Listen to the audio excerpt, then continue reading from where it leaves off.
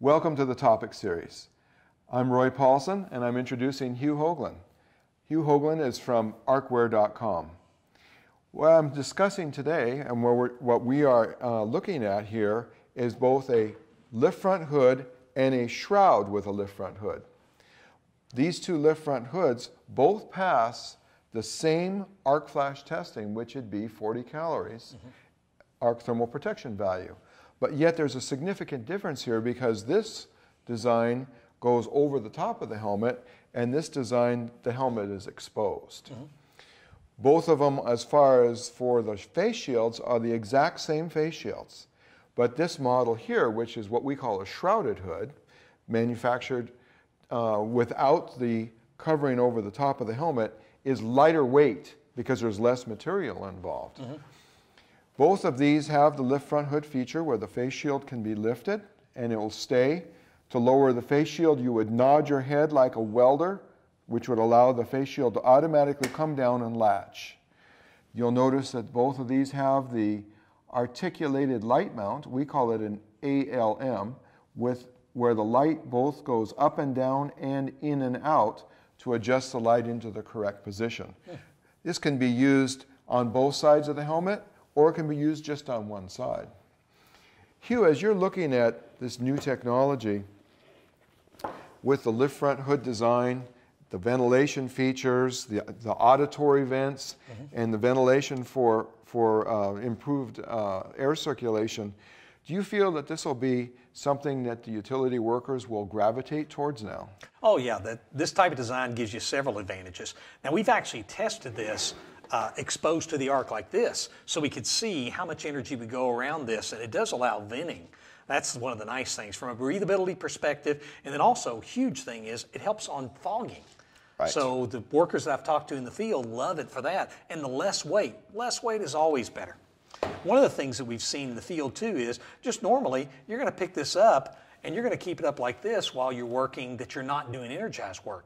You flip it down only for the energized work, makes it a lot easier to see, makes it a lot easier to have that peripheral vision, which is important. You're in an electrical room, you're doing work around other equipment. Sometimes you're doing work inside of equipment. So being able to see nice and clearly with something that's dielectric is a great advantage. Now I know I had done some testing on lift front hoods where we took the latch out.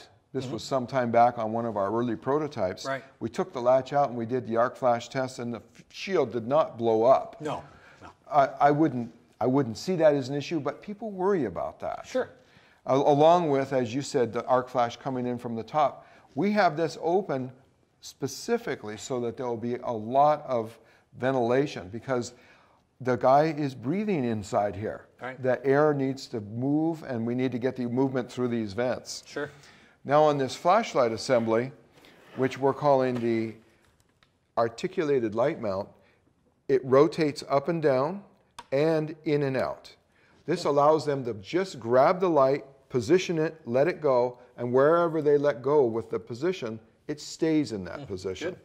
And I think that this is the first light on the marketplace anywhere that has the articulated motion.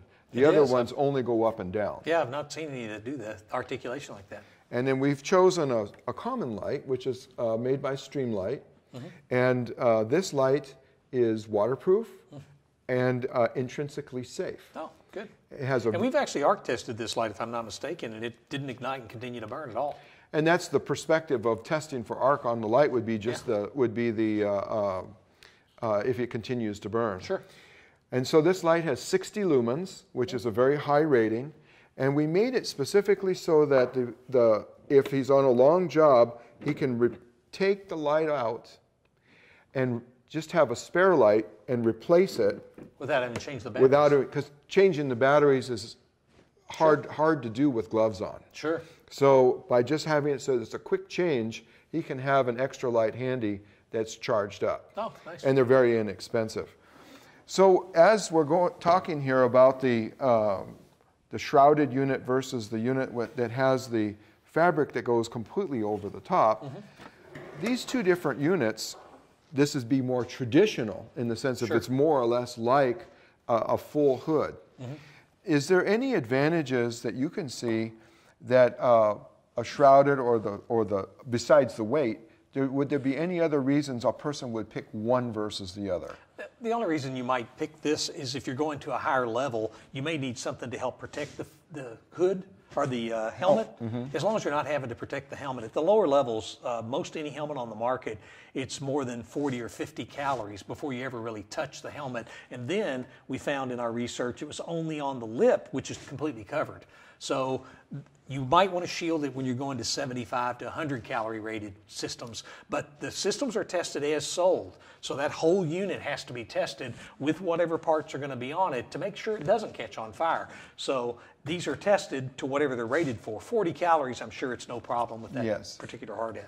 We've noticed that at temperatures, at arc testing above 40 calories, we can see some distortion in the helmets. Yeah.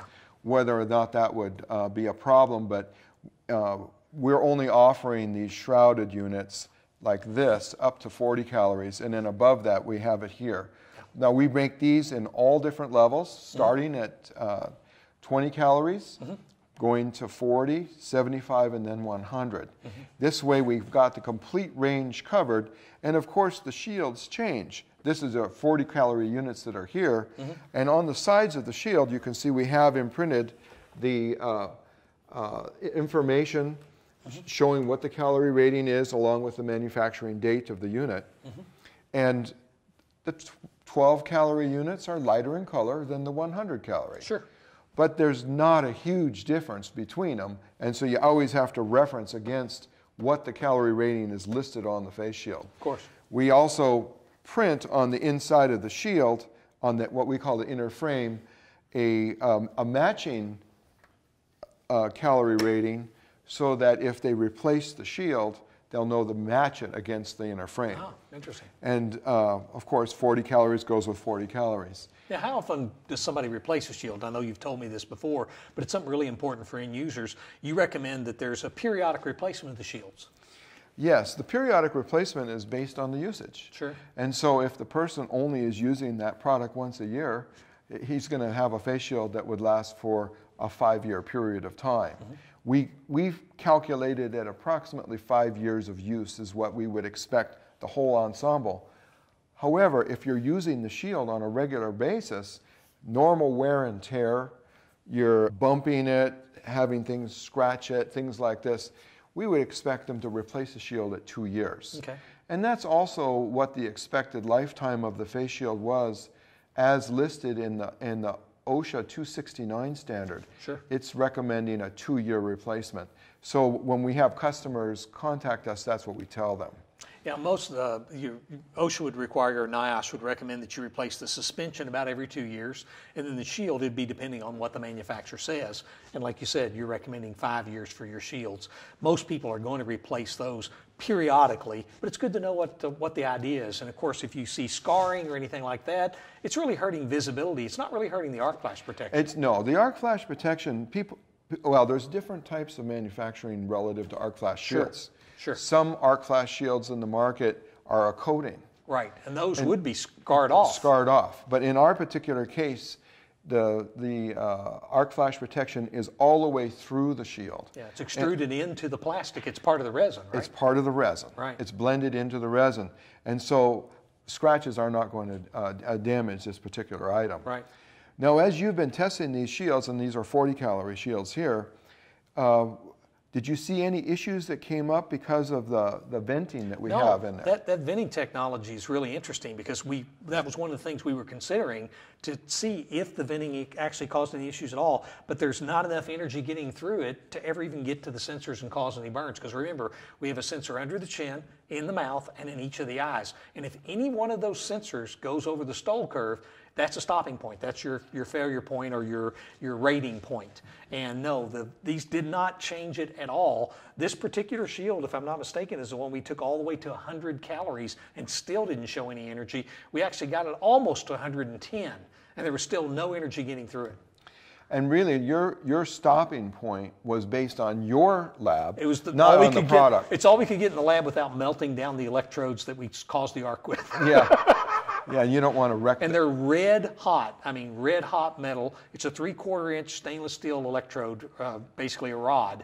and that rod is completely red hot, and we have to let it cool down a long time. So your shields take a long time to test. Yeah. Well, hopefully the testing protocols can be changed in the future. We'll reduce the number of shields that you need to test. Well, hopefully people don't work anything over 100 cals most of the time. Yeah, that shouldn't be used. Yeah. Okay, so today we were discussing our new 3-phase arc shield. It was very nice of National Safety Apparel to supply the hoods and shrouds for this. Mm-hmm. These products are available from National Safety Apparel as a complete unit. Okay. And the face shields that were used in the tests have this special color, which you see as a gray color, and we put that in as a nanoparticle blend to make it so that these products have full color recognition as you're looking through the shield. As you've been working with people over the years, in our legacy green product line that we've had for years, with the green color did affect some of the colors. Mm-hmm. Have you seen that the marketplace is very interested in having a shield that doesn't affect the colors? Yeah, there have been a few shields that came on the market. They were lower calorie level shields that came on the market with coatings typically that had come out that were kind of a neutral gray, and people really liked that idea. But the technologies that I saw didn't go very high at first. And so this new nanoparticle technology, I think, is really going to change that. And the fact that it's all the way through the shield means it may last them a little longer. Oh, for sure. And as far as for color recognition, we're utilizing the optical instruments for measuring color the same as if you went to the ophthalmologist and he was measuring your eyes. Oh, that's good. And so by using standardized equipment, and again, it's the same equipment that's used by the Navy for testing their pilots, we were able to test a lot of people, not just one or two, and it's a randomized test, so you have no idea what the colors are that you're going to see, and we were able to catch all of these tests. We have found excellent results of that they can see all colors in those tests if they could see all the colors to start with. Yeah, I'm a little red-green colorblind myself. Well, it's common, especially with men, yeah. red and green.